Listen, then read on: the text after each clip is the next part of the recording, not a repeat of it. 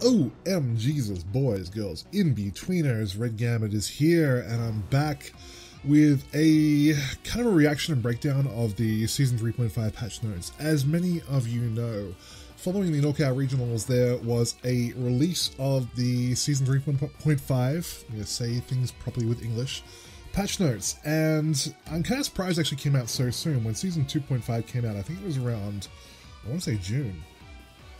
And to be completely fair, they only came out a few hours ago. I just got off a stream, and I have not had a chance to fully digest and go through everyone's changes and how fair changes are in the overall balance of things.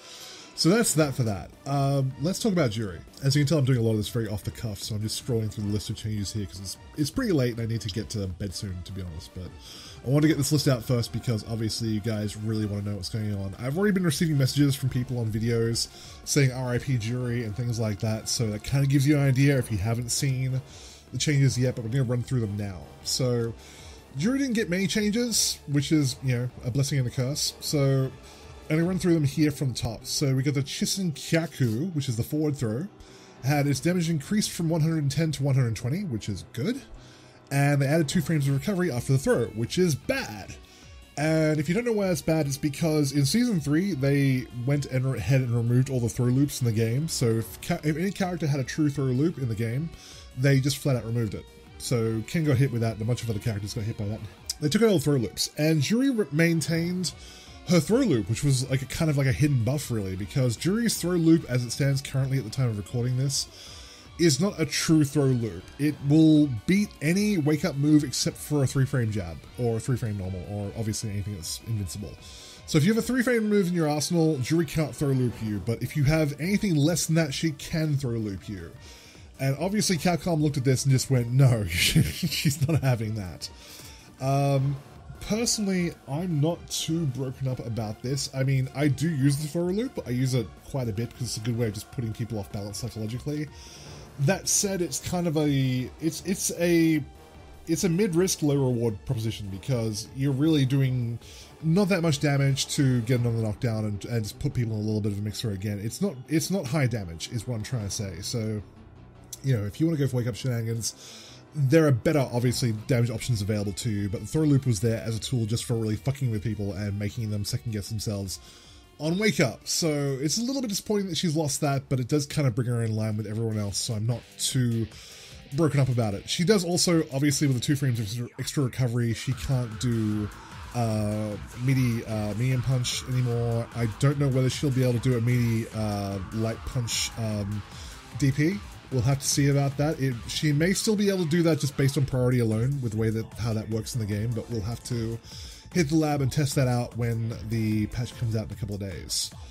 Moving on from that, Standing Light Punch had the upwards hitbox reduced, which basically just means that apparently Capcom still decided that was too good as an anti-air jab. Again, I'm personally not too broken up about this because I never used Juri's anti-air jab because I felt it was just too unreliable to begin with. I mean, not to begin with. I never used it in Season 1 when it was good. And Season 2, by the time I got around to using it, it had already been partially nerfed, and they're just going to continue nerfing it from this point forward. So that's, depending on how much you actually relied on that, it could be more of a nerf than it is for me. Personally, I'm really enjoying using her crouching heavy punch instead because of crush counters in certain situations, and it's just flat out invincible. There's an invincible hitbox on the upper part of her leg when she uses it, so it's really, really good. But that's me. That's just my playstyle for Juri. So I'm not too broken up about that, but you might be. Standing heavy kick. Reduce the downwards hurtbox. This sounds like a buff, but it's not really, because it's really, I think, just a token gesture from Capcom to say, look, we didn't give her all nerfs, we gave her, we reduced the downwards hurtbox. Big fucking deal.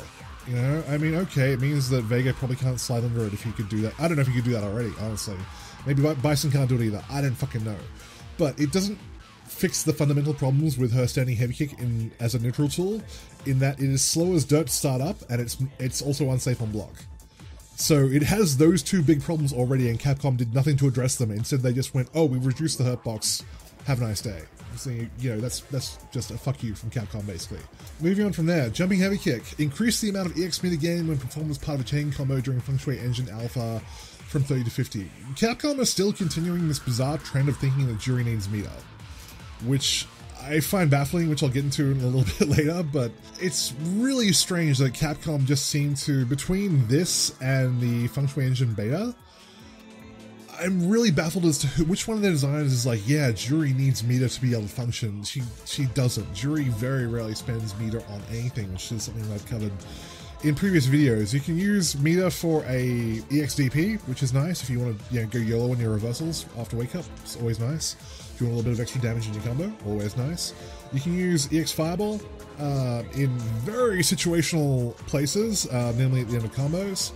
You can use EX Ronin Satsu very situationally against people who are trying to throw meaty fireballs or knockdown. And that's kind of it. Those are really the only times you'll ever be using meter with Juri. And so the idea that Capcom just keep going, no, more meter, more meter, more meter, is just baffling to me. I don't know where they're getting this idea from that Juri needs meter, because she really doesn't. You generally just sit on it until you have super and look for an opportunity to use it there. Her V reversal sub time is increased from 15 frames to 17 frames, which means it's going to be slower than it already is. I don't know what the logic is behind that. It wasn't really a great V reversal to begin with. I mean, Invincible is still Invincible, so it doesn't matter whether it's 15 frames or 17 frames. I guess I just want to give people a little bit more time to throw her, so you can't see it, but I'm doing a thumbs up. Thanks, Capcom. Making that a little bit more throwable. That's, yeah, I really appreciate that. Increase the pushback distance on block. That is nice. I will give them that much, because at the moment, if your V reverse gets baited, basically you've got they're sitting right in front of you, and you'll probably you either continue getting pressure in your face, or you have to take a throw. So depending on the amount of pushback that you get after that, that may be a decent buff. And lastly, and probably the most puzzlingly, is the Furin Kakyu. They don't say which one it is, but you can figure it out just by looking at the numbers, which is a heavy kick version for those of you who haven't seen that yet. The normal and V-Trigger versions have had the damage decreased from 100 to 90. They just gave her a damage buff on that in the last patch, and apparently someone at Capcom looked at that and went, whoa, whoa, whoa, whoa, she's a monster, she's tearing people apart, dial that shit back. Which is, if you know anything, obviously, about Juri, which you do because you're here, that's a load of bullshit. That is probably the most baffling change out of all her changes.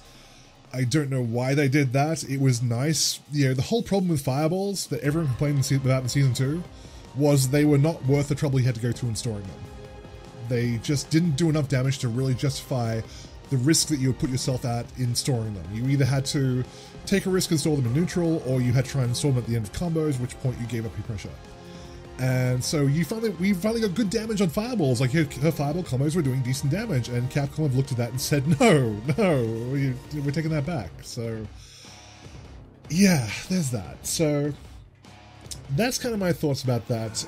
Developer notes state that they reduced the hitbox around Juri's feet on the neutral HK to make it more effective as a mid-range poke, which is great, except like I told you, it's shit. Talking about EX meter, like I mentioned earlier, there's not really much to add to that. It's just that, like I said, Feng Shui Engine beta is terrible. They haven't done anything to address that, which is probably the biggest and most glaring thing about this patch, is that they gave Juri a fuck-awful V-Trigger 2 and have done nothing to change it in this patch. They looked at it and clearly said, it's great, it's perfect, does what it's supposed to do, steals me up. Moving on, how many plus frames can we give to Urian now? That's kind of where things are, and I'm just baffled as to how they could have looked at that and this is Season 2.5 all over again, really. If you remember the patch notes from Season 2.5, they, aside from the universal changes to Dragon Punches and some other things in Season 2.5, they didn't change a damn thing about Juri except nerfing her anti-air jab. And that was it. That was the only change that she got. And this is Season 2.5 all over again, except it's a fucking year later, and we're looking at the same thing, where they just looked at Juri and went, no, she's actually too good, we need to dial it back a bit.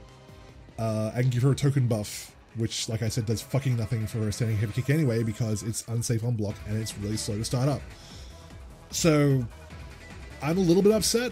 I've been receiving messages from people saying like RIP Juri and things like that. I don't think it's that dramatic. She did get a lot of buffs in Season 3, and a lot of those buffs, like her crushing heavy punch, still stand, which is really good. It just means that she's just going to be going back to doing a little bit less damage now, which again is just fucking baffling. I don't know what the logic was behind that.